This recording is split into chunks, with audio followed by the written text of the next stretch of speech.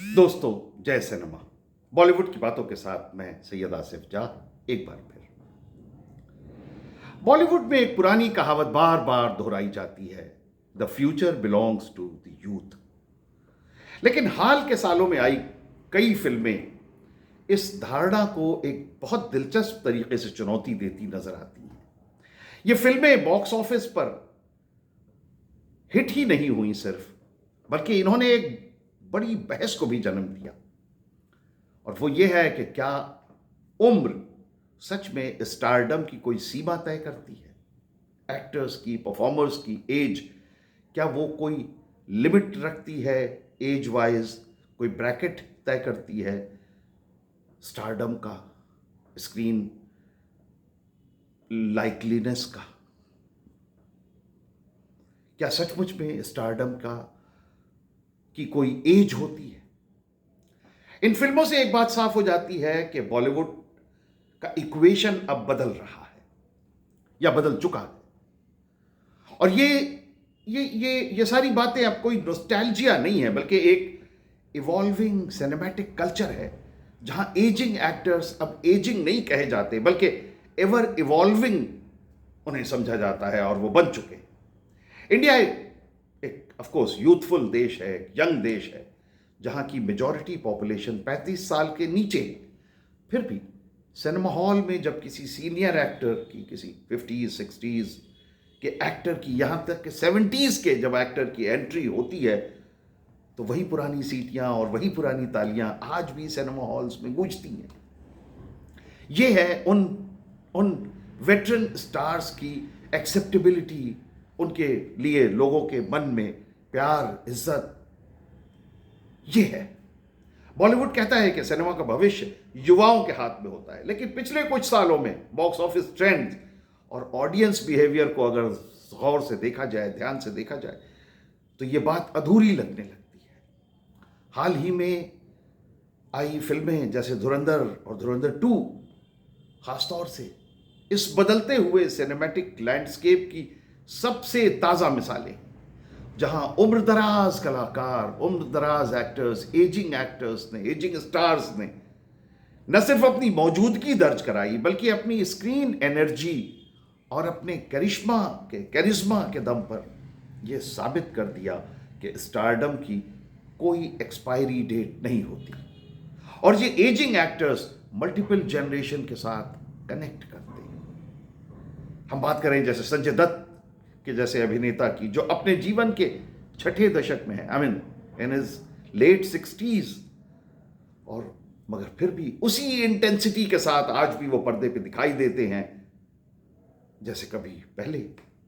या आर माधवन या अक्षय खन्ना जैसे अपनी मैच्योर अदाकारी से किरदारों में नई गहराई जोड़ते हैं, और साथ ही साथ रणवीर सिंह जैसे कंपैरेटिवली यंगर एक्टर उसी नैरेटिव को सीमलेसली उसी नैरेटिव में फिट हो जाते हैं। तो ये साफ हो जाता है इन सबसे कि बॉलीवुड अब उम्र के बजाय इम्पैक्ट को ज्यादा ध्यान देने लगा है। ये बदलाव अचानक नहीं आया, बल्कि ये दशकों की इवैल्यूएशन का नतीजा है। 90s के दशक से लेकर आज तक, जब शाहरुख खान, सलमान खान और आमिर खान जैसे सितारों ने न सिर्फ अपने दौर में ही राज नहीं किया, बल्कि हर बदलते समय के साथ खुद को ढालते हुए अपनी रेलेवेंस बनाए रखी। इन तीनों की सिनेमैटिक जर्नी ये दिखाती है कि लॉन्जिविटी सिर्फ पॉपुलैरिटी का खेल नहीं है, बल्कि ये लगातार अपने आप को री इन्वेंट करने की क्षमता का परिणाम, रिजल्ट है। आज का भारत एक युवा देश है, जहां सिनेमा देखने वाली ऑडियंस का बड़ा हिस्सा 18 से 35 साल के बीच का है, और फिर भी ये युवा वर्ग उन्हीं सितारों को उतना ही पसंद करता है जितना कभी पहले उनके पेरेंट्स, उनके माता पिता उनको पसंद किया करते थे। ये एक अजीब सी बात है। इसका एक गहरा फिलॉसफिकल पहलू भी है। ये सितारे सिर्फ एक्टर्स नहीं रहे, बल्कि जनरेशन्स के बीच एक इमोशनल ब्रिज बन चुके हैं।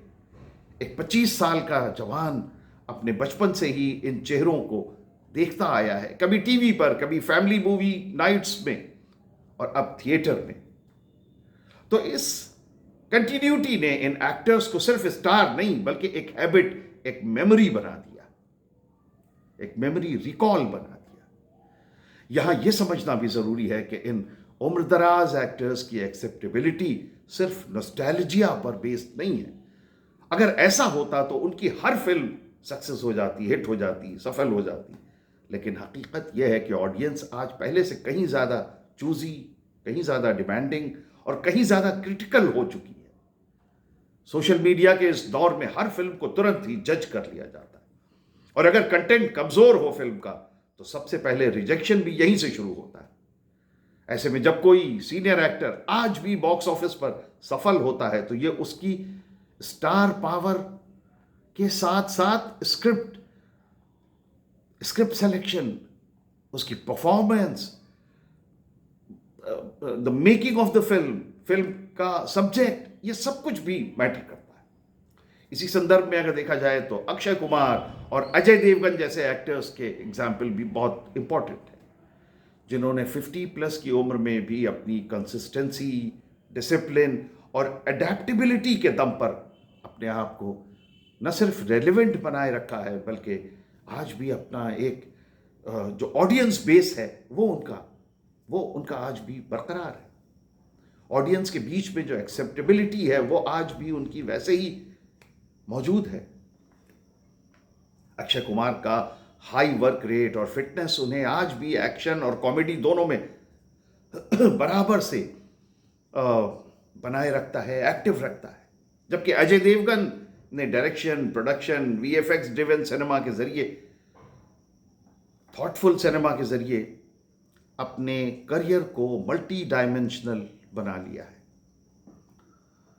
अगर एक ब्रॉडर पर्सपेक्टिव में देखा जाए तो यह ट्रेंड सिर्फ बॉलीवुड तक ही नहीं है।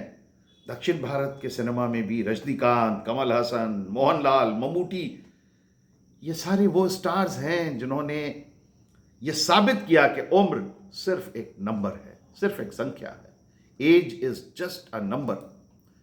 इन एक्टर्स ने, इन सितारों ने अपने 60s और 70s के दशक में भी ऐसे किरदार निभाए जो न सिर्फ कॉमर्शियली सफल रहे बल्कि क्रिटिकली अक्लेम भी हुए, क्रिटिकली भी सराहे गए। और इस पूरे परिदृश्य में सबसे दिलचस्प बात यह है कि आज का सिनेमैटिक स्पेस किसी एक जनरेशन की मोनोपोली का नहीं है। यहां यंग और सीनियर एक्टर दोनों एक साथ एग्जिस्ट कर रहे हैं।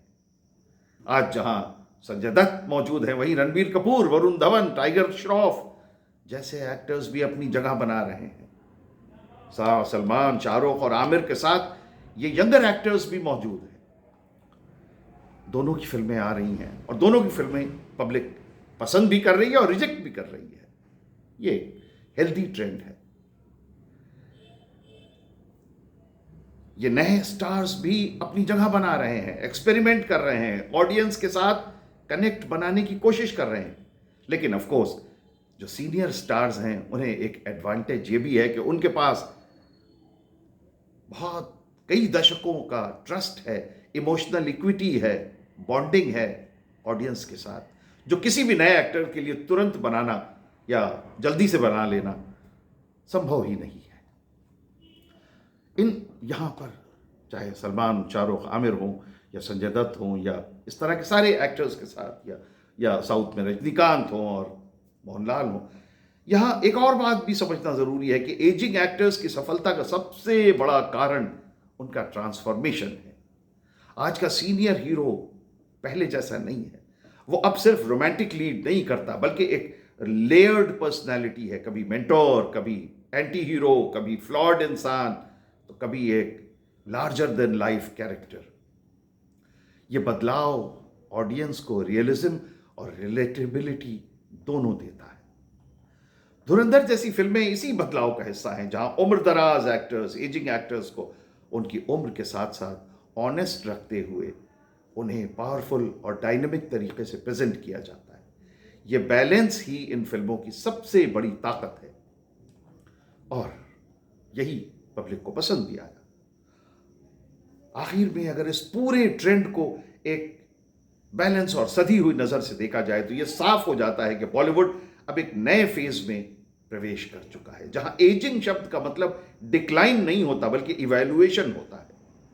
ये एक्टर्स अब सिर्फ सरवाइव नहीं कर रहे हैं बल्कि अपने अनुभव, अपने क्राफ्ट, अपने ऑडियंस कनेक्शन के दम पर नई ऊंचाइयों पर पहुंच रहे हैं। और शायद इसीलिए यह कहना गलत नहीं होगा कि आज के दौर में बॉलीवुड के ये सीनियर सितारे सिर्फ अपनी उम्र के खिलाफ नहीं बल्कि उस सोच के खिलाफ खड़े हैं जो ये मानती है कि कलाकार का समय सीमित होता है। उन्होंने ये साबित कर दिया है कि अगर टैलेंट, मेहनत और ऑडियंस का प्यार साथ हो तो हर उम्र में एक एक्टर एक नया पीक बना सकता है अपने करियर का। एजिंग एक्टर्स आज सिर्फ सरवाइव नहीं कर रहे हैं बल्कि थ्राइव कर रहे हैं। उनकी सक्सेस इस बात का सबूत है कि ऑडियंस सिर्फ यूथ नहीं, ऑथेंटिसिटी, एक्सपीरियंस और इमोशनल कनेक्शन भी चाहती है अपने एक्टर से और सिनेमा से। और शायद यही वजह है कि जब भी स्क्रीन पर कोई सीनियर स्टार नजर आता है तो सिर्फ एक कैरेक्टर नहीं, एक पूरी लेगेसी साथ में लेके आता है और ऑडियंस उसी लेगेसी को सेलिब्रेट करने के लिए थिएटर तक जाती है। जय सिनेमा, जय Bollywood. Thank you very much for watching.